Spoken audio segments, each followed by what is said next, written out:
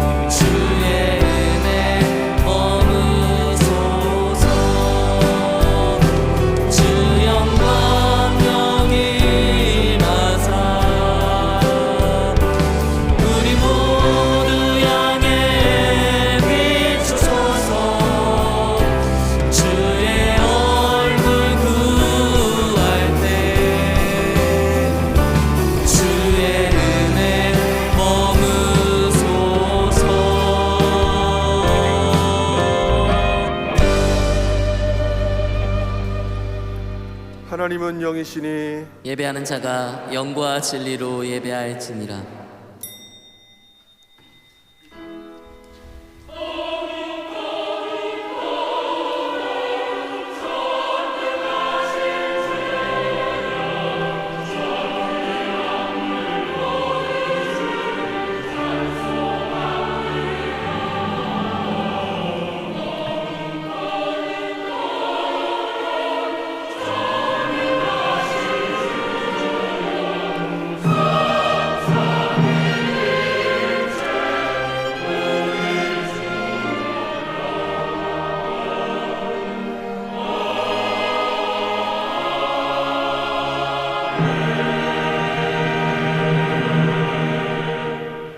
주님, 이 시간 주님의 백성들이 함께 모여 크신 사랑에 감사하며 찬양하며 보좌 앞에 나아가오니 우리 예배를 받아주시고 주의 은혜가 차고 넘치게 하시며 성삼위 하나님 영광 받아 주시옵소서.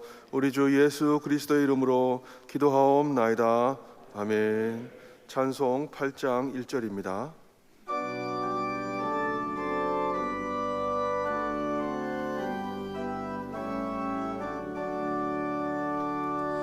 거룩 거룩 거룩 전능하신 주님, 이른 아침 우리 주는 찬송합니다.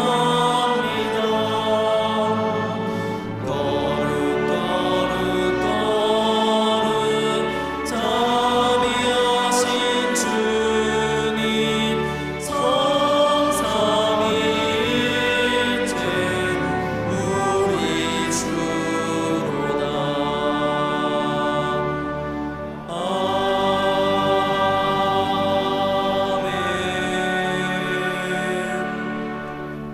전능하사 천지를 만드신 하나님 아버지를 내가 믿사오며 그 외아들 우리 주 예수 그리스도를 믿사오니 이는 성령으로 잉태하사 동정녀 마리아에게 나시고 본디오 빌라도에게 고난을 받으사 십자가에 못 박혀 죽으시고 장사한 지 사흘 만에 죽은 자 가운데서 다시 살아나시며 하늘에 오르사 전능하신 하나님 우편에 앉아 계시다가 저리로서 산자와 죽은 자를 심판하러 오시리라.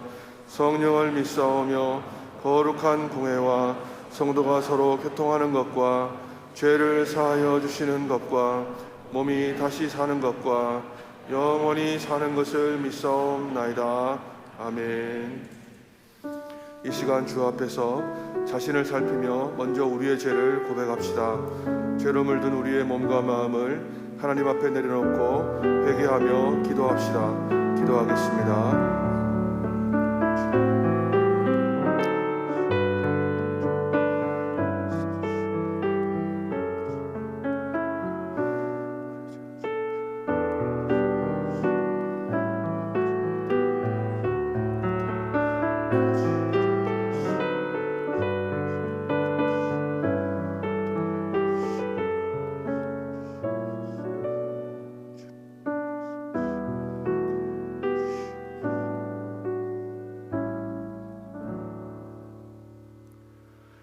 주님, 이 시간 우리가 고백한 모든 죄를 사하여 주심을 믿습니다.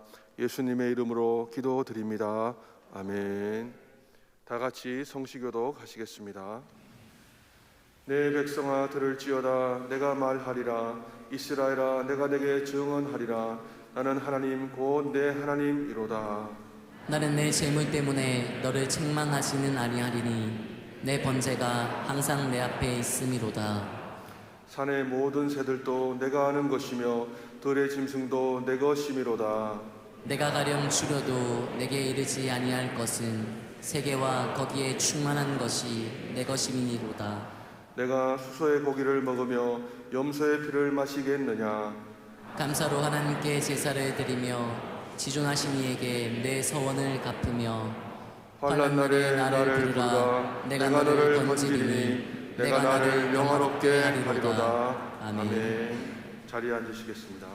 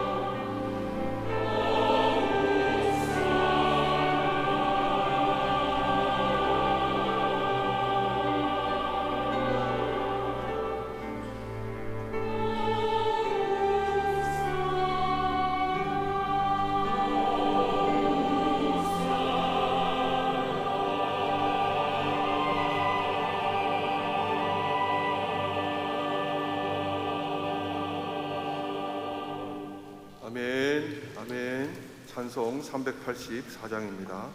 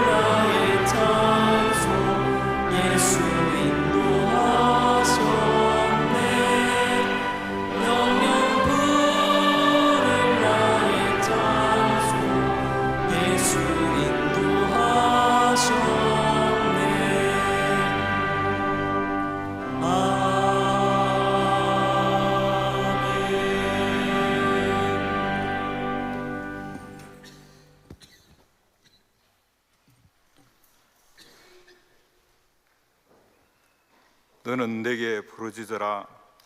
내가 내게 응답하겠고 네가 알지 못하는 크고 은밀한 일을 내게 보이리라.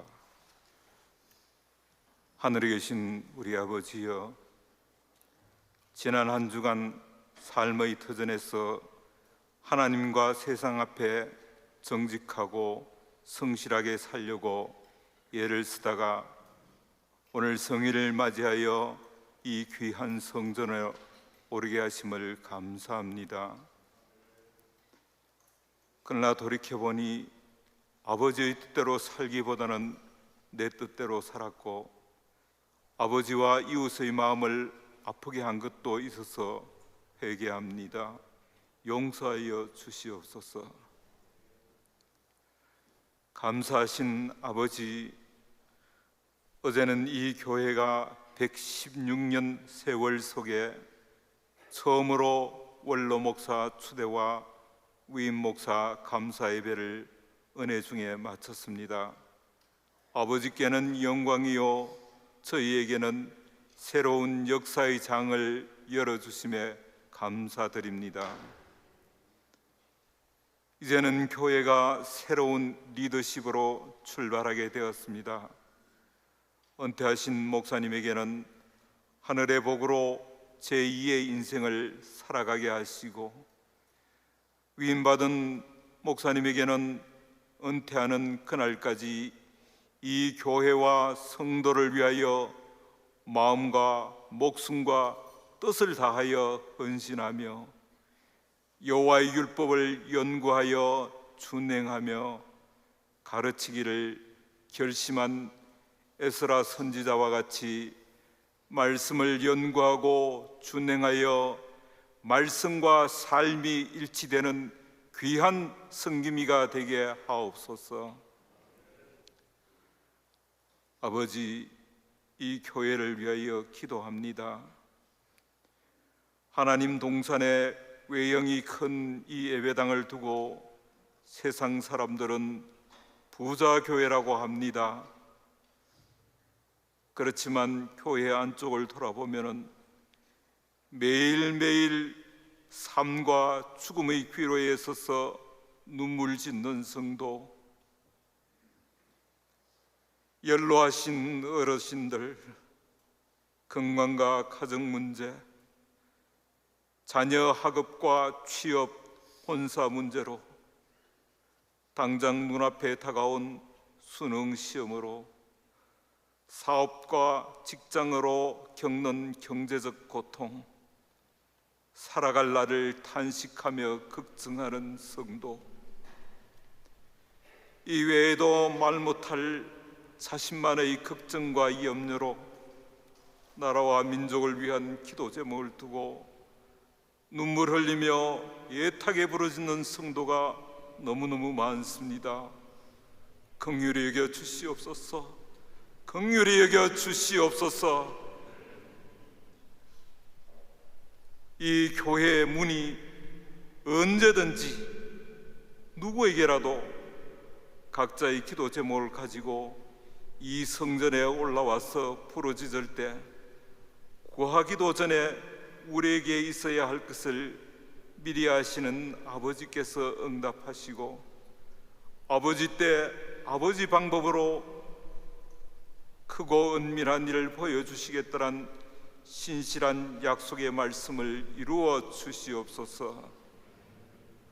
앞으로는 이 교회가 부자교회라기보다는 믿음의 부자교회로 이웃에 소문나기를 기도하옵나이다. 앞날에 우리 부모교회 비전을 위하여 기도합니다. 지나온 세월 속에 걸림돌이 될 만한 일들이 있었다면 이제는 디딤돌로 바꾸어 주시고 주님 오시는 그날까지 모든 성도가 한 마음이 되어서 도약하는 부모교회 되기를 열망합니다.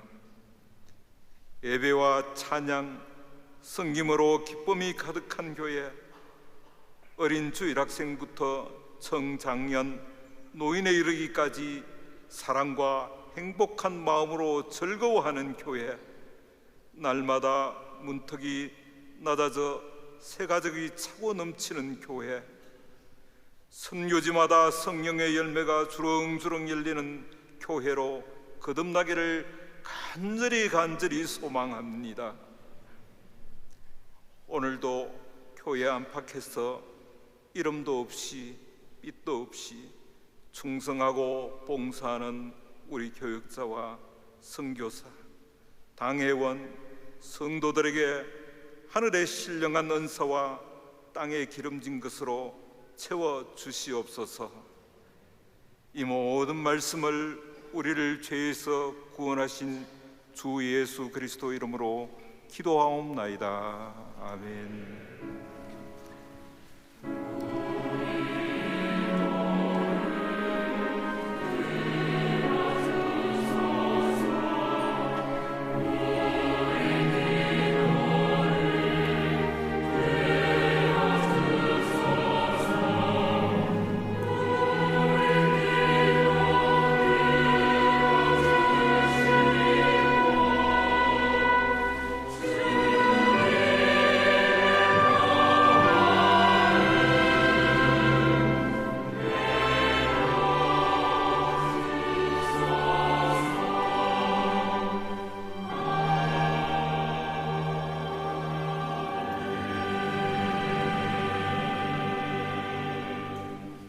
다 같이 준비하신 예물 드리겠습니다.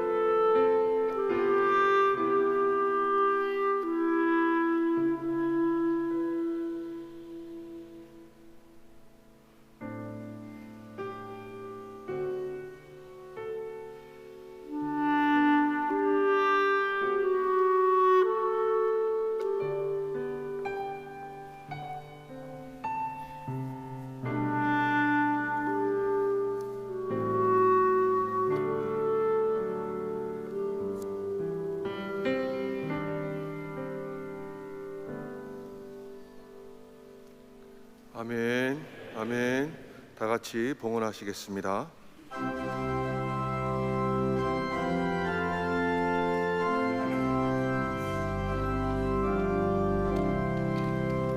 내 주 예수 주신 은혜 한없건만 내 주 앞에 이 적은 것 다 드리니 주 예수여 내 정성을 받으소서.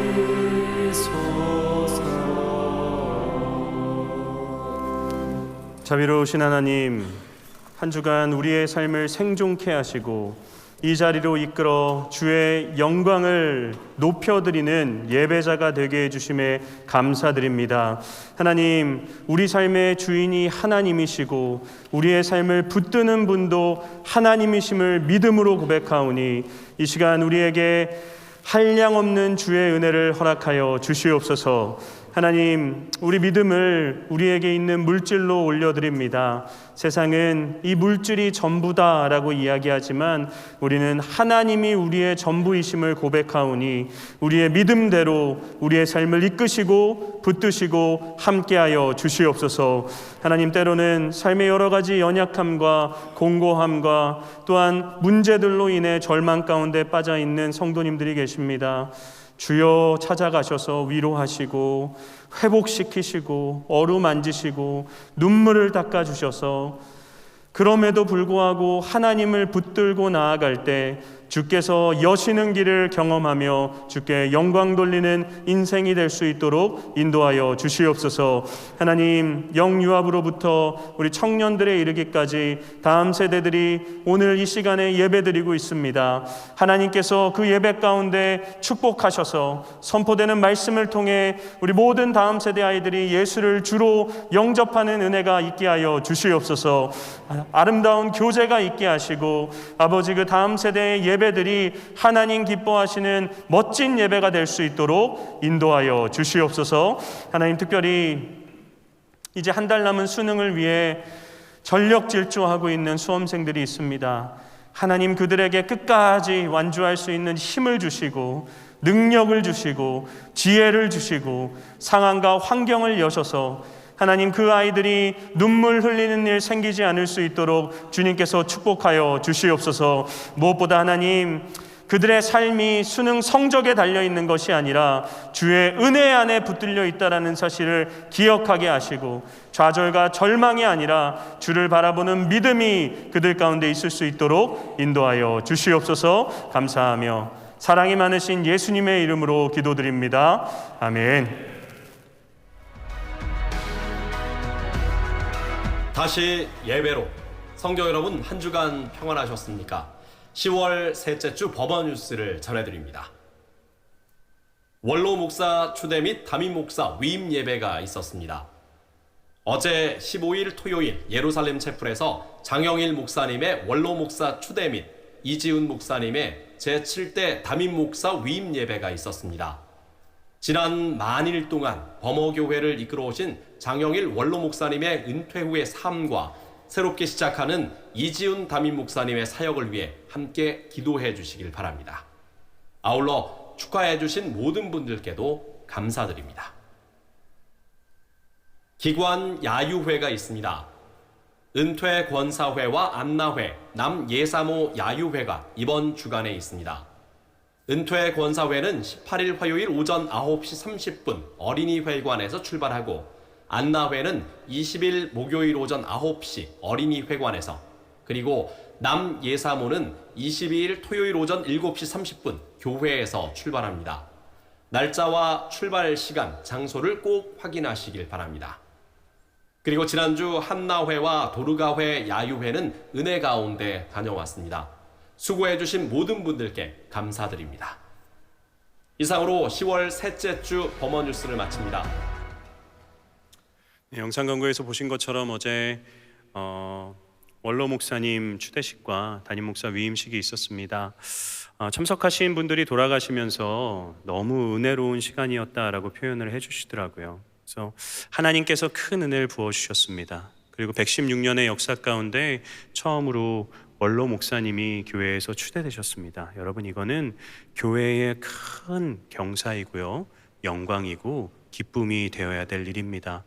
원로 목사님도 기도의 제사장으로서 우리를 위해 기도해 주신다 약속하셨기 때문에 모든 성도님들 원로 목사님 위해서 기도를 부탁드리겠습니다. 이제 새롭게 담임 목사로 시작하게 됩니다. 저 역시도 목사님의 뒤를 이어서 하나님 세우신 이 아름다운 교회를 더욱 사랑하기 위해 최선을 다해 노력하겠습니다. 감사합니다. 예. 아유, 감사합니다. 네, 감사합니다.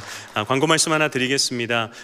장로님들 2시 30분에 임시 당회가 열리게 됩니다. 주보에 미리 광고하지 못한 점 양해 부탁드리겠습니다. 3부 예배 저희 교회 새로 오신 새 가족분들을 소개하겠습니다. 동지영 성도님, 박은희 성도님이십니다. 잠깐 자리에서 일어나 주실 수 있으실까요? 뒤에 계신데요. 우리 박수로 환영하겠습니다. 네, 앉으셔도 됩니다. 잘 오셨습니다. 네, 이상입니다. 오늘 우리에게 주시는 하나님의 말씀은 창세기 12장 5절에서 13장 4절 말씀입니다. 12장 5절에서 9절, 13장 1절에서 4절 말씀만 봉독하겠습니다. 아브라함이 그의 아내 사레와 조카 롯과 하란에서 모은 모든 소유와 얻은 사람들을 이끌고 가나안 땅으로 가려고 떠나서 마침내 가나안 땅에 들어갔더라. 아브라함이 그 땅을 지나 세겜 땅 모래 상수리 나무에 이르니 그때에 가나안 사람이 그 땅에 거주하였더라. 여호와께서 아브라함에게 나타나 이르시되 내가 이 땅을 내 자손에게 주리라 하신지라. 자기에게 나타나신 여호와께 그가 그곳에서 제단을 쌓고 거기서 베델 동쪽 산으로 옮겨 장막을 치니 서쪽은 베델이요 동쪽은 아이라. 그가 그곳에서 여호와께 제단을 쌓고 여호와의 이름을 부르더니 점점 남방으로 옮겨갔더라. 13장 1절에서 4절입니다. 아브라함이 애굽에서 그와 그의 아내와 모든 소유와 롯과 함께 네겝으로 올라가니 아브라함에게 가축과 은과 금이 풍부하였더라.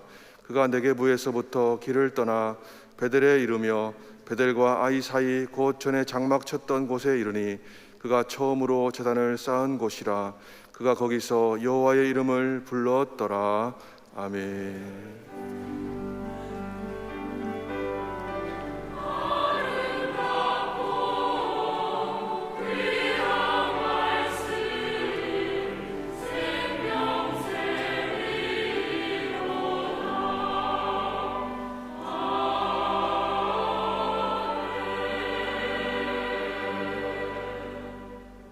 아멘. 우리 앞뒤에 좌우에 계신 분을 바라보며 이렇게 인사하겠습니다. 사랑합니다. 축복합니다. 사랑합니다. 축복합니다. 우리 한번 진심을 담아볼까요? 환하게 웃으시면서 이렇게 한 번 더 인사하겠습니다. 당신이 있어서 참 행복합니다. 당신이 있어서 참 행복합니다. 여러분 진심이셔야 됩니다. 네. 제가 설교를 준비할 때 G.O.D라고 하는 그룹의 길이라는 노래가 떠올랐습니다. 제가 너무 좋아하는 노래라서 불러드리고 싶은데 시험 드실까봐 제가 가사만 좀 읽어드리겠습니다. 내가 가는 이 길이 어디로 가는지, 어디로 날 데려가는지, 그곳은 어딘지 알 수 없지만 오늘도 난 걸어가고 있네. 나는 왜 이 길에 서 있나? 이게 정말 나의 길인가? 이 길의 끝에서 난 웃을 수 있을까? 여러분, 제가 설교 준비를 하면서 왜 이 가사가 떠올랐냐면요, 만약에 제가 하란에서 가나안으로 향하는 아브라함이었다면 제가 가나안으로 향하는 그 여정길 내내 이 노래를 이렇게 되뇌었을 것 같다 싶은 생각이 들더라고요. 저희는 지금 아브라함의 삶을 함께 살펴보고 있죠. 지난 시간에는 갈대아 우르에서 하란으로, 또 하란에 머물러 있던 아브라함에게 하나님이 찾아가셔서 또다시 불러주시는 은혜를 허락하심으로 마침내 그가 가나안으로 향하게 되었다라는 것을 살펴보았습니다. 근데 이 아브라함의 가나안으로 향하는 여정길 가운데 저희가 한 가지 기억해야 되는 것은 무엇이냐면, 하나님은 한 번도 아브라함에게 가나안으로 가라 말씀하신 적이 없다라는 것입니다. 하나님은 아브라함에게 나는 너가 가나안으로 갔으면 좋겠어 하지 않으셨어요. 부르실 때, 떠나라라고 말씀하실 때 하나님이 어떻게 말씀하셨나요? 창세기 12장 1절을 보게 되면 내가 너에게 보여줄 땅으로 가라 말씀하십니다. 내가 너에게 보여주신 땅이 아니라 보여주실 땅으로 가라. 하나님은 한 번도 아브라함이 가야 할 땅을 보여주신 적이 없습니다. 아브라함은 히브리서 11장 8절 말씀에서 우리가 잘 아는 것처럼 갈 바를 알지 못한 채로 떠나라 라고 말씀하신 그 하나님의 명령에 순종해서 떠났던 것이죠. 물론 아브라함에게는 처음부터 이 가나안이라고 하는 목적지가 있었습니다. 아브라함이 왜 가나안을 목적지로 삼고 이 갈대아 우르에서부터 출발했는지 저희는 정확히 알 수 없습니다. 그러나 성경이 우리에게 반복해서 알려주고 있는 것은 아브라함은 하나님의 뜻이 가나안에 있다라는 사실을 모른 채로 떠났다라고 하는 거죠. 여러분, 아브라함의 입장에서 한번 생각해 보십시오. 불안하지 않았을까요? 자신의 모든 가족들을 이끌고요, 안정된 삶을 다 던지고 미지의 세계로 하나님의 약속의 말씀 하나 붙들고 떠나는 길입니다. 근데 그 길을 가는 내내 가장으로서 많은 부담감과 책임감이 그에게 있었을 거예요. 참 힘들게 했던 것은 하나님께서 그 가나안으로 향하는 여정길 가운데 아브라함에게 나타나셔서 그래, 난 이 길을 네가 가기를 원해. 여기가 맞는 길이야. 너 계속 그렇게 가면 돼 라고 말씀하지 않으신다라는 거죠. 하나님은 침묵하십니다. 하나님은 아브라함에게 나타나지 않으세요. 여러분, 더 아브라함을 힘들게 했을 것이 무엇이냐면 5절 말씀을 보게 되면 아브라함이 드디어 가나안 땅에 들어가게 됩니다. 그런데 하나님은 여전히 그에게 나타나지 않으세요. 아브라함의 생각 속에 고향 땅을 떠났습니다. 메소포타미아 지방을 유브라데 강을 건너서 떠났어요. 그리고 이제 새로운 가나안 땅 목적지에 도착을 했습니다. 그런데 여전히 하나님은 그에게 나타나지 않으세요. 잘 왔다. 그래, 내가 너의 믿음의 걸음을 축복한다 하지 않으십니다. 아브라함은 그대로 내려가요. 그러다 그가 마침내 세겜 땅 모래 상수리 나무에 도착하게 되었을 때 비로소 하나님이 그에게 나타나십니다. 그리고 그에게 말씀하시죠. 내가 이 땅을 내 자손에게 주리라. 여러분, 하란에서부터 마침내 하나님이 보여주실 땅인 세겜 땅 모래 상수리 나무에 이르기까지의 이 아브라함의 마음을 한번 생각해 보십시오. 그의 마음속에 불안함이 있었을 거예요. 내가 가는 이 길이 정말 맞을까? 이 길이 정말 하나님이 기뻐하시는 길일까? 이 길의 끝에 뭐가 있을까? 이렇게 가는 것이 맞는 길일까? 그의 마음속에 막 불안함이 계속해서 있었을 것입니다. 근데 여러분, 저와 여러분도 이런 동일한 불안함을 갖고 살지 않나요? 저희 모두는 아브라함처럼 하나님의 약속을 받은 사람입니다. 예수 그리스도를 믿는 믿음 안에서 하나님께서 세상 끝날까지 우리와 함께 계시겠다 약속해 주셨어요. 하나님이 우리와 함께 하신다고 하는데 문제는 무엇이냐면 우리는 하나님을 볼 수가 없습니다. 때로는 하나님이 어떤 말씀을 하시는지, 하나님이 우리에게 무엇을 원하시는지를 알 수 없는 경우가 너무나도 많습니다. 답답해요. 가끔은 하나님께서 우리의 삶에 찾아오셔서 우리가 잘 부르는 찬송가의 가사처럼 갈 길을 밝히 보여주시면 좋겠다 싶은 때가 있습니다. 이 길로 가라. 내가 너에게 원하는 건 이거다. 내가 너와 함께 있을 거 아니냐. 그러니까 너 나를 믿고 그냥 이 길로 가라 말씀하시면 그게 아무리 힘든 길이라도 우리가 나아갈 텐데, 하나님은요 저와 여러분에게 그냥 보여주실 땅으로 가라 라고 명령하십니다. 약속을 붙들고 떠나라 말씀하세요. 그게 우리를 불안하고 또 두렵게 만드는 경우들이 있다는 거죠. 여러분, 지금 제가 딱 그렇습니다. 범어교회에 부임한 지 이제 10개월이 되었어요. 10개월 동안 참 많은 분들을 만났고요, 많은 상황들을 봤고요, 또 많은 것들을 경험했습니다. 제 마음속에 비전이 생겼습니다. 제 마음속에 목표가 있어요. 그리고 이 비전을 우리가 함께 이루어 나가면 이 하나님을 사랑하고 이웃을 사랑하는 일에 우리 교회가 더 크게 쓰임받을 수 있다라고 하는 확신이 저에게 있습니다. 그리고 이제 제가 그 비전을 여러분들에게 선포할 거예요. 그리고 함께 가자라고 말씀드릴 겁니다. 그런데 여러분, 제 속에 확신은 있는데요, 제게 여전히 불안함이 있습니다. 마치 모든 가족들을 이끌고 미지의 세계로 떠나는, 이게 정말 맞나 불안해하면서 가는 아브라함과 같은 마음이 저에게 있다라는 거죠. 하나님이 저에게 이토록 큰 양떼를 허락해 주셨어요.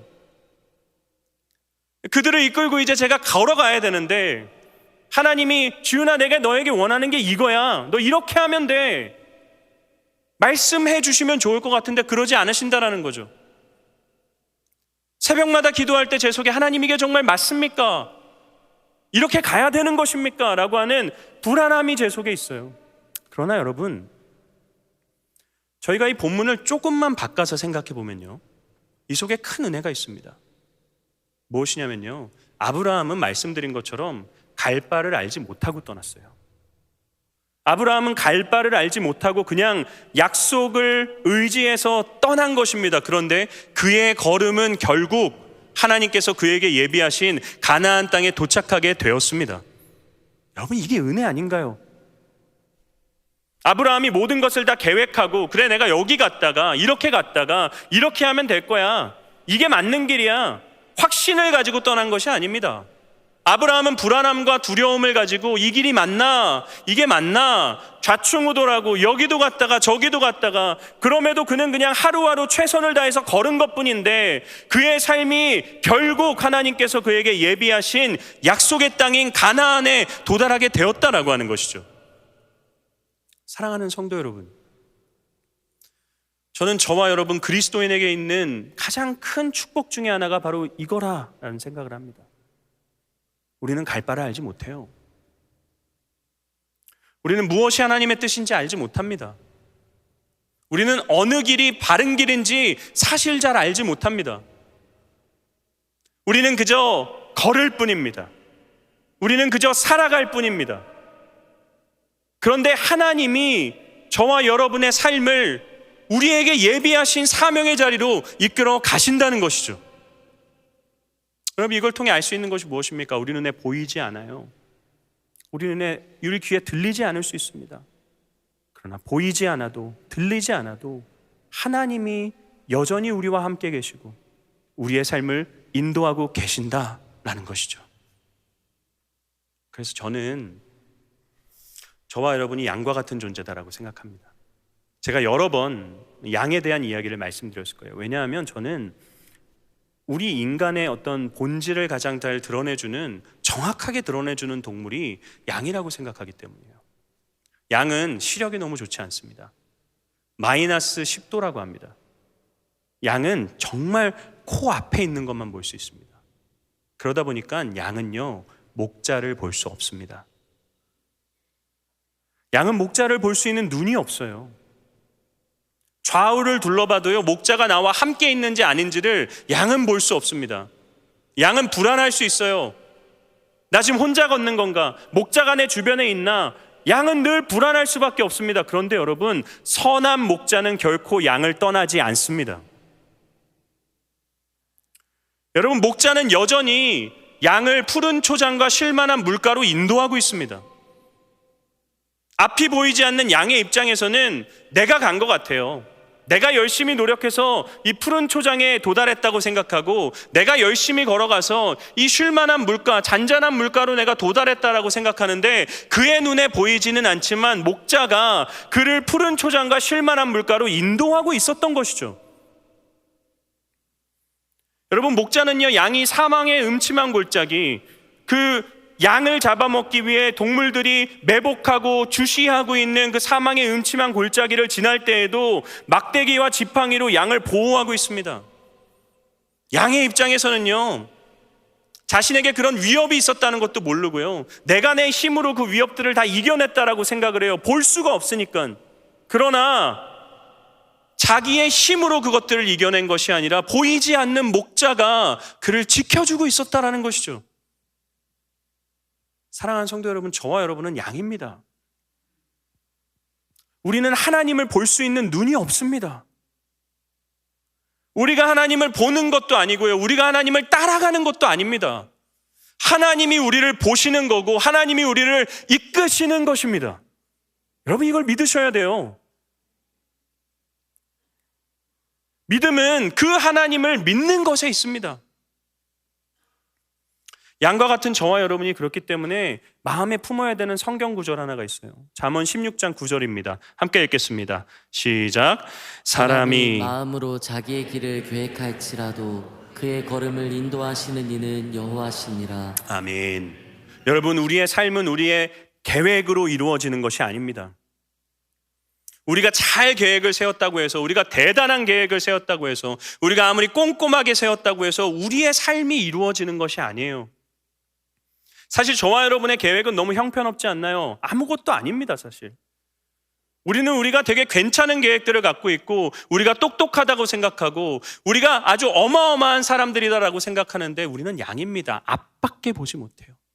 한 치 앞밖에 보지 못합니다. 우리의 계획이 어떻게 실현될지 알 수 없습니다.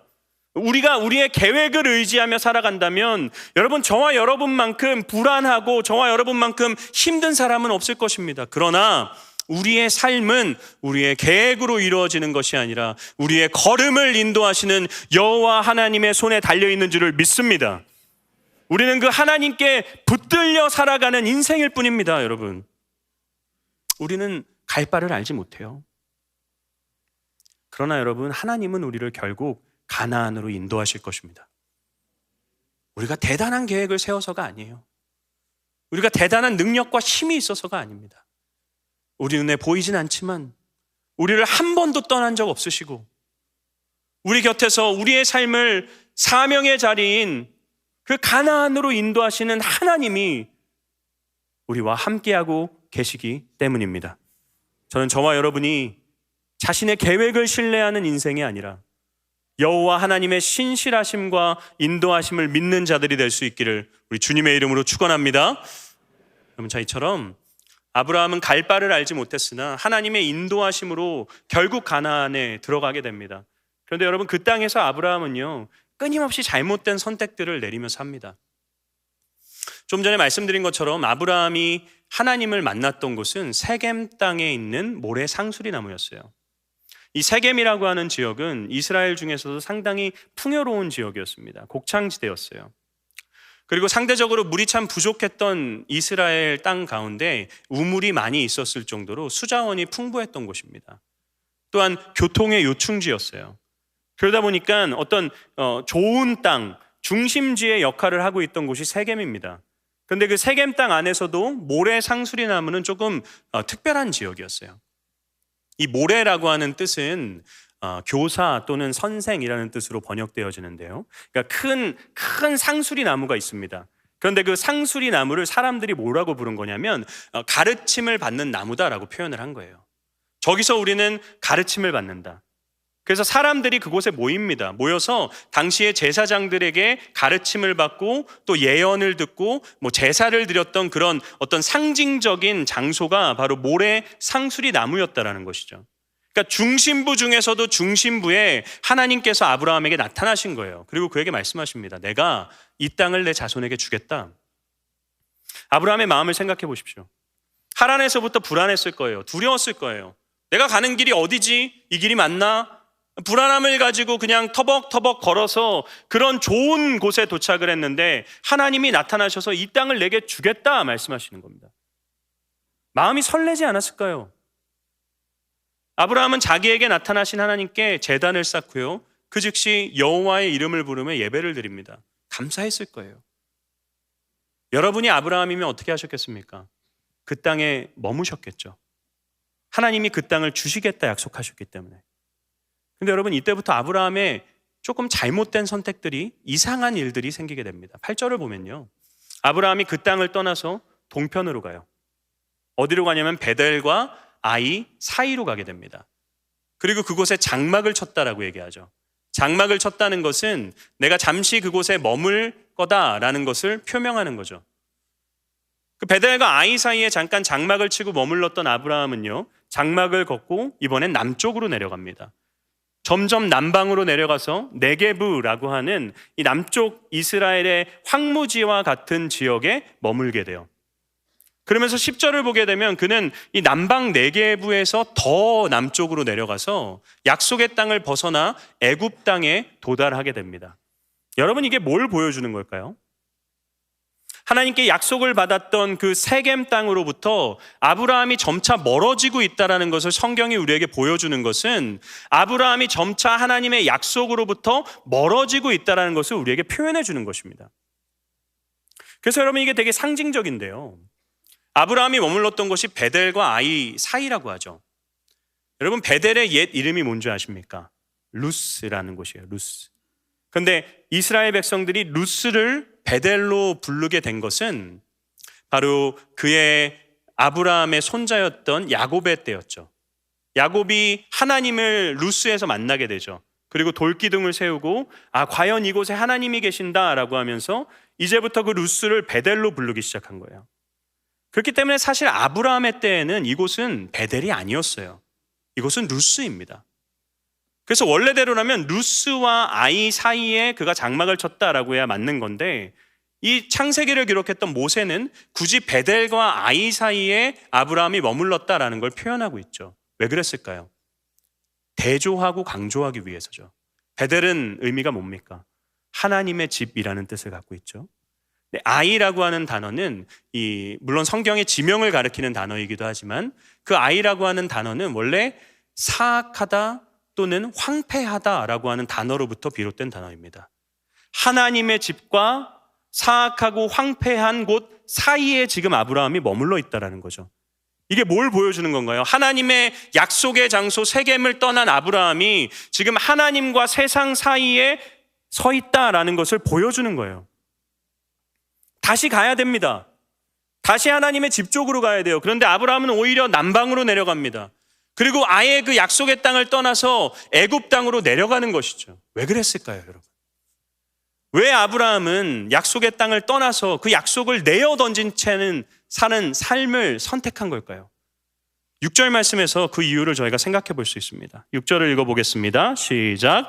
아브라함이 그 땅을 지나 세겜 땅 모래 상수리 나무에 이르니 그때 가나안 사람이 그 땅에 거주하였더라. 그때에 가나안 사람이 그 땅에 거주했다라고 합니다. 워낙 좋은 지역이었기 때문에 그 땅에 이미 거주하고 있었던 가나안 사람들이 있었어요. 아브라함은 강을 건너서 온 이방인이었습니다. 아브라함이 그 지역에 그 좋은 곳에 정착하기란 쉽지 않았을 거예요. 그들이 주는 텃세가 있었을 겁니다. 그들이 주는 어려움이 있었을 거예요. 그래서 아브라함이 점차 떠날 수밖에 없는 거죠. 왜냐하면 여러분, 북쪽 이스라엘의 그 풍요로운 땅에서 이게 자신의 의지로 남쪽 이스라엘의 그 황무지로 갈 이유가 없기 때문이에요. 아마 아브라함은 사람들의 배척과 사람들의 텃세로 인해서 끊임없이 남쪽 황무지로 내려올 수밖에 없었을 겁니다. 그런데 그가 남쪽 네게브 땅에 도착했을 때 10절 말씀을 보게 되면 어떤 일이 생기게 되나요? 기근이 그의 삶에 찾아오게 됩니다. 이거 완전 설상가상 아닌가요? 아브라함의 입장을 한번 생각해 보십시오. 좀 화가 나지 않았을까요? 하란에서 약속 하나 붙들고 가나안 땅에 왔습니다. 갈 바를 알지 못한 채로 왔어요. 하나님이 다행히 나타나셔서 내가 이 좋은 땅을 너에게 줄게. 근데 삶에 변하는 게 아무것도 없습니다. 오히려 사람들에게 배척을 당해요. 사람들을 피해 도망쳐야 됩니다. 그리고 자기의 삶에 있던 것은 황무지예요. 그런데 그 황무지에 도착을 했는데 그 황무지에 정말 먹을 것이 없는 기근이 찾아오게 된 거죠. 그 즉시 아브라함은 약속이고 뭐고를 다 떠나서 애굽 땅으로 내려가는 것입니다. 그게 아브라함의 첫 번째 잘못된 선택이었어요. 이 애굽 땅에서도요, 아브라함은 또 잘못된 선택을 합니다. 아브라함의 아내 사라가 너무 아름다운 여인이었죠. 그래서 아브라함이요, 사라와 함께 이렇게 애굽 땅에 들어가면 이 사라를 자신의 여인으로 삼기 위해서 남편이었던 자신을 죽일 것 같다라는 두려움이 있었던 것 같아요. 그래서 당신이 내 누이라고 이야기해라, 거짓말을 해라 라고 얘기를 하죠. 그리고 그 결과 사라는 애굽 바로왕의 궁으로 가게 되고요, 아브라함은 애굽 바로왕의 궁으로 자신의 아내 사라를 보낸 것으로 인해 큰 불을 쌓게 됩니다. 여성 성도님들이 제일 열받아하는 본문이 이거죠. 어떻게 그럴 수 있느냐, 남자답지도 못하다, 이게 말이 되느냐, 자기 살자고 아내를 팔아넘기다니. 근데 여러분, 이 본문은 아브라함의 어떤 남자답지 못한 모습을 꼬집는 본문이 아닙니다. 이 언약의 관점에서 생각하셔야 돼요. 하나님이 아브라함에게 약속하신 언약의 핵심이 무엇인지 아십니까? 두 가지입니다. 땅이고 자손입니다. 근데 이 자손을 누구에게 약속하셨나요? 아브라함에게. 그리고 그 약속을 함께 들은 여인이 누구입니까? 사라입니다. 사라는 하나님이 허락하신 자손을 낳아줄 언약의 성취자였어요. 언약을 함께 받은 여인이었고 그 언약을 하나님이 사라를 통해 펼치신다라는 것을 아브라함 알고 있었습니다. 그런데 자신의 안위를 위해서 사라를 애굽 바로왕에게 주저함 없이 내어줬다라고 하는 것은 아브라함에게 있어서 이 하나님의 약속 언약은 이미 중요하지 않은 일이었다라는 것을 우리에게 알려주는 것입니다. 여러분, 아브라함은요, 약속을 의지해서 가나안 땅에 왔는데 그 약속을 내팽개쳤던 사람입니다. 왜요? 세 가지의 이유를 살펴봤죠.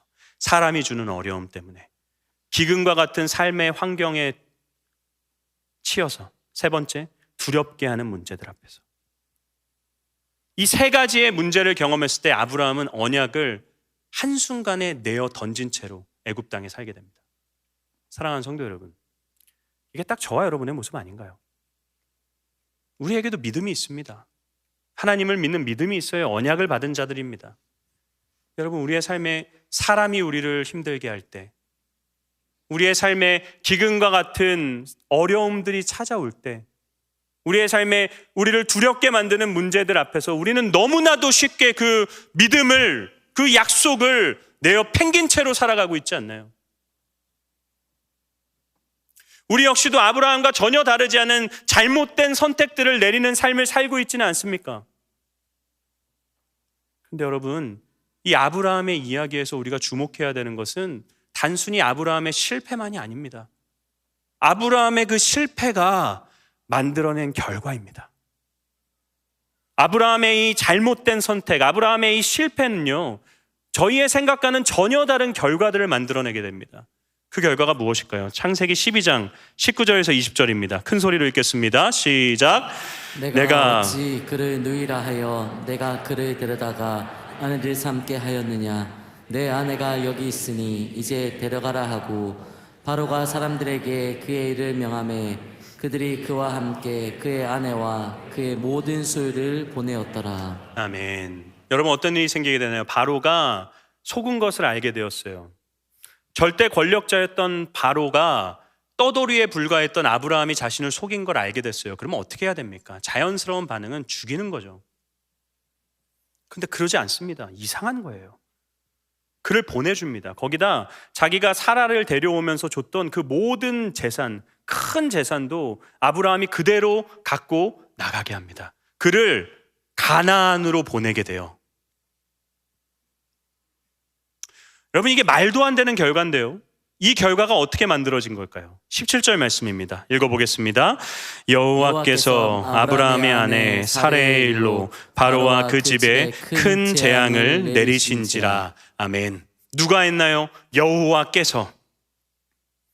아브라함이 이 일을 만들어내기 위해 한 것은 아무것도 없습니다. 아브라함은 그저 잘못된 선택을 했고요, 그 잘못된 선택으로 인해 자기가 얻게 된 부를 누리면서 살고 있었을 뿐이에요. 애굽에 뿌리 내린 채로 애굽에서 살고 있었을 뿐입니다. 그런데 여호와께서 그 일을 행하시는 것이죠. 여러분, 이대로 가만히 두면요, 아브라함은 언약을 깨트리는 자가 되어집니다. 땅, 아브라함은 애굽 땅에서 정착합니다. 자손, 그 약속을 이룬 사라는 애굽의 바로 왕의 여인이 되어집니다. 그대로 두면요, 이 일을 해결할 수가 없는 거예요. 언약은 깨져버리는 것입니다. 하나님이 어떻게 하시나요? 하나님이 그 일에 개입하십니다. 언약이 깨지지 않도록 하나님이 지키시는 거예요. 아브라함이 뭔가를 하는 것이 아닙니다. 하나님이 직접 개입하셔서 그를 붙드시는 것입니다. 그리고 어떻게 하시나요? 하나님이요, 아브라함을 다시 어디로 보내는 줄 아십니까? 13장 3절과 4절을 보게 되면 베델과 아이 사이, 그가 여호와의 제단을 쌓고 여호와의 이름을 부르짖었던 그 베델과 아이 사이로 하나님이 다시금 그를 보내십니다. 가나안 땅에서 정착할 수 있는 금액을 그에게 허락하시며 그를 다시금 그 가나안으로 보내시는 거죠. 갈 바를 알지 못하던 그냥 길을 터덜터덜 떠났던 아브라함을 하나님께서는 결국 가나안으로 보내십니다. 그 가나안에서 여러 가지 삶의 문제들로 인해 다시 약속을 떠났던 아브라함을 하나님은 포기하지 않으시고 다시 가나안으로 보내십니다. 그래서 여러분, 제 설교의 제목이 결국 다시 가나안으로입니다. 아브라함의 선택은 그의 죽음을 만들어내지 않았습니다. 아브라함의 잘못된 선택은 그에게 오히려 선을 만들어내었습니다. 사랑하는 성도 여러분, 이것이 성경에서 발견하는 저와 여러분의 소망 아닌가요? 우리도요, 여러분, 늘 잘못된 선택을 내리며 살지 않습니까? 우리는 우리의 선택이 되게 합리적이라고 생각합니다. 우리의 선택이 되게 객관적이라고 생각해요. 우리는 되게 대단한 선택을 내리고 있다고 생각합니다. 그런데 저와 여러분이 내리는 선택은 양과 같은 우리 한치 앞을 보며 내리는 선택입니다. 바로 앞에 내 유익이 뭐지? 내 이익이 뭐지? 우리는 잘못된 선택을 내리는 경우가 너무 많습니다. 그런데 여러분, 희망이 뭔지 아십니까? 하나님은 늘 바른 선택을 내리십니다. 그게 우리의 믿음이에요, 여러분. 하나님을 믿으면 내가 막 올바른 선택을 내릴 수 있게 된다, 그게 아닙니다. 우리는 늘 잘못된 선택을 내려요. 우리는 늘 연약합니다. 우리는 늘 답이 없어요. 그런데 우리를 붙드시는 하나님은 늘 올바른 선택을 내리시고 우리를 늘 인도하시는 분이시다. 그게 우리의 믿음입니다, 여러분. 여러분, 이 사실을 정말로 믿으십니까? 하나님은 우리의 잘못된 선택을 통해서도 선을 이루어 가십니다. 요나가 그렇지 않나요? 하나님이 요나에게 니느웨로 가라 말씀하십니다. 근데 요나는 어디로 가나요? 다시스로 향하죠. 하나님이 가라고 하신 곳에 정반대 완벽하게 불순종하는 잘못된 선택을 합니다. 하나님이요, 다시스로 향하는 요나를 돌이키시기 위해 많은 기회들을 주세요. 근데 그때마다 요나는 잘못된 선택을 합니다. 그때마다 하나님의 그 기회를 걷어차버려요. 그런데 요나가 그렇게 계속해서 잘못된 선택을 한 결과 어떤 일이 만들어지는지 아십니까? 요나와 함께 배에 타고 있었던 이방인 선원들이 여호와 하나님께 서원하게 됩니다. 그 이방인 선원들이 이 모든 일들을 겪고 난 후에 뭘 고백하냐면, 이제 하나님은 당신 한 분뿐임을, 요나가 섬기던 하나님 한 분뿐임을 내가 믿고 그분만을 섬길 것을 서원합니다 라는 결과를 만들어내요. 요나가 한 것이 아닙니다. 요나는 그냥 잘못된 선택을 했을 뿐이에요. 그런데 하나님이 요나의 잘못된 선택을 통해 자신의 일을 이루어 가시는 것이죠. 우리의 구원도 마찬가지 아닌가요? 여러분, 예수 그리스도께서 어떻게 죽음을 당하셨습니까? 잘못된 선택을 통해 죽음을 당하셨어요. 자신들이 기다리던 메시아가 왔습니다. 그런데 알아보지 못하고 그 메시아를 고발했던 대제사장들의 잘못된 선택이었습니다. 자신의 스승을 팔아넘긴 가룟 유다의 잘못된 선택이에요. 예수님께 아무런 죄가 없다라는 것을 알면서도 예수님에게 십자가형을 내린 본디오 빌라도의 선택은 잘못된 것이었습니다. 예수님의 손에 못을 받고 예수님을 채찍질했던 로마 군병들의 선택도 잘못된 선택이었습니다. 그런데 그 모든 잘못된 선택을 통해 어떤 결과가 만들어지나요? 저와 여러분이 구원을 받게 됩니다. 하나님은 잘못된 선택을 통해 완전한 선을 이루어 가십니다. 우리가 믿을 것은 그거죠. 나의 선택을 믿는 게 아닙니다. 그래서 여러분, 잠언 16장 9절 말씀과 함께 우리의 마음에 또 하나 새겨야 되는 중요한 말씀이 있습니다. 로마서 8장 28절입니다. 함께 읽어보겠습니다. 시작. 우리가 알거니와 하나님을 사랑하는 자, 곧 그의 뜻대로 부르심을 입은 자들에게는 모든 것이 합력하여 선을 이루느니라. 아멘. 모든 것이 합력하여 선을 이루게 됩니다. 여러분, 이 말은요, 그냥 우리의 삶의 모든 것들이 저절로 선이 된다는 걸 의미하는 게 아닙니다. 영어로는 이렇게 얘기하죠. God works. 하나님이 일하십니다. 하나님이 일하셔서요, 저와 여러분의 삶에 선을 만들어내십니다. 저와 여러분은 갈 바를 알지 못한 채로 떠납니다. 우리의 삶은 그럴 거예요. 계획이 없습니다. 계획대로 이루어지지도 않습니다. 그러나 여러분, 하나님이 우리와 함께 하십니다. 우리의 삶을 결국 가나안으로 인도하십니다. 저와 여러분은요, 끊임없이 잘못된 선택을 내리며 살 것입니다. 그러나 하나님은 우리를 다시 가나안으로 인도하실 것입니다. 하나님, 저와 여러분의 삶을 여러분의 삶의 현장으로 다시 보내십니다. 여러분, 이 두 말씀을 기억하십시오. 잠언 16장 9절 말씀, 내 길을 내 계획이 아니라 하나님이 인도하신다. 하나님께서 나의 잘못된 선택임에도 불구하고 선을 이루어 가신다. 이 두 가지를 믿으며 그 신실하신 하나님을 신뢰하며 사는 저와 여러분의 한 주가 될 수 있기를 주님의 이름으로 축원합니다. 제가 말씀을 마무리하며 계속해서 떠올랐던 한 찬양이 하나님의 부르심이라는 찬양입니다. 제가 가사를 읽어드릴게요. 하나님의 부르심에는 후회하심이 없네. 내가 이 자리에 선 것도 주의 부르심이라. 하나님의 부르심에는 결코 실수가 없네. 나를 부르신 하나님의 신실하심을 믿네. 날 부르신 뜻 내 생각보다 크고 날 향한 계획 나의 지혜로 측량 못하나 가장 좋은 길로 가장 완전한 길로 오늘도 날 이끄심 믿네. 내 계획, 나의 능력, 나의 열심, 나의 대단함을 믿는 것이 아닙니다. 오늘도 날 이끄시는 하나님을 신뢰하며 사는 것입니다.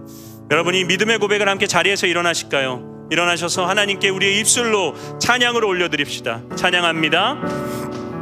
하나님의 부르심에는 후회하심이 없네. 내가 이 자리에 선 것도 주의 부르심이라. 여러분 정말 믿으십니까? 하나님의 부르심에는 결코 실수가 없네. 나를 부르신 하나님의 신실하심을 믿네. 작은 나를 부르신 뜻은 나는 알 수 없지만 오직 감사와 순종으로 주의 길을 가리라. 때론 내가 연약해져도 여러분 누가 우리를 도우십니까? 믿으십니까? 주의 놀라운 그 계획은 나는 믿으며 살리. 날 부르실 때 내 생각보다 날 향한 계획 나의 지혜로 측량 못한 가장 좋은 길로 가장 완전한 길로 오늘도 날 이끄시는 날 부르신 내 생각보다 크고 날 부르신 뜻내 생각보다 크고 날 향한 계획 나의 지혜로 측량 못한 가장 좋은 길로 가장 완전한 길로 오늘도 날 이끄시는 우리 마지막으로 찬양합니다. 날 부르신 뜻내 생각보다 날 향한 계획 나의 지혜로 측량 못하나 가장 좋은 길로 가장 완전한 길로 오늘도 날 이끄심이 내 신실하신 주를 찬양해. 여러분 말씀을 기억하며 함께 기도합시다. 기도할 때 하나님, 나는 아브라함과 전혀 다르지 않은 사람입니다. 나는 갈 바를 알지 못하고 떠날 뿐입니다. 나는 양과 같아서 내 주변에 목자가 있는지를 늘 불안해할 수밖에 없는 인생입니다. 그러나 하나님은 한 번도 나를 떠난 적 없으시고 결국 나를 가나안으로 인도하시는 분이신 줄 믿습니다. 하나님, 나는 늘 잘못된 선택을 내리는 사람입니다. 하나님의 뜻보다 나의 욕망과 나의 계획을 이루는 일에 앞장서는 사람입니다. 그러나 내게 여전히 희망이 있는 것은 나의 어떠함으로 인해서가 아니라 하나님의 뜻에 있음을 고백합니다. 오늘도 나를 가장 선한 길로 이끄시는 주의 은혜가 내 삶을 살게 함을 믿사오니 하나님 내 삶을 인도하여 주시옵소서. 우리 주의 이름 한번 크게 부르짖으며 기도하며 나아갑니다. 주여, 하나님 아브라함의 이야기를 통해서 아버지 연약한 우리들의 삶을 감사합니다. 아버지 나의 계획이 나의 선택이 내 삶을 인도하는 것이 아님을 깨닫게 됩니다. 하나님께서 은혜를 부어주셔서 하나님 우리의 삶을 아브라함과 같이 인도하여 주시옵소서. 우리의 눈은 하나님을 볼 수 없고 우리의 귀는 하나님의 뜻을 알 수 없지만 아버지 우리의 삶을 여전히 이끌고 계신 우리 눈에 보이지 않는 하나님이 우리를 붙들고 계심을 믿사오니 하나님 우리 모든 성도님들의 삶을 그렇게 인도하여 주시옵소서. 하나님 우리의 선택이 비록 잘못되더라도 합력하여 선을 이루시는 하나님을 신뢰합니다. 함께하여 주시옵소서. 진실하신 주를 찬양해. 여호와는 내게 복을 주시고 너를 지키시기를 원하며 여호와는 그의 얼굴을 내게 비추사 은혜 베푸시기를 원하며 여호와는 그 얼굴을 내게로 향하여 드사 평강 주시기를 원하노라. 이제는 우리 주 예수 그리스도의 은혜와 하나님 아버지의 다함 없으신 사랑과 성령님의 위로 인도 교통하심이 자기 자신의 계획과 선택을 의지하는 삶에서 결국 다시 가나안으로 부르시고 이끄시는 하나님을 믿는 믿음으로 살아가기로 결정하며 이 자리를 떠나는 사랑하는 성도님들의 머리 위에 그들의 시작되는 한 주간의 삶 위에 이제로부터 영원까지 함께 있을지어다. 아멘.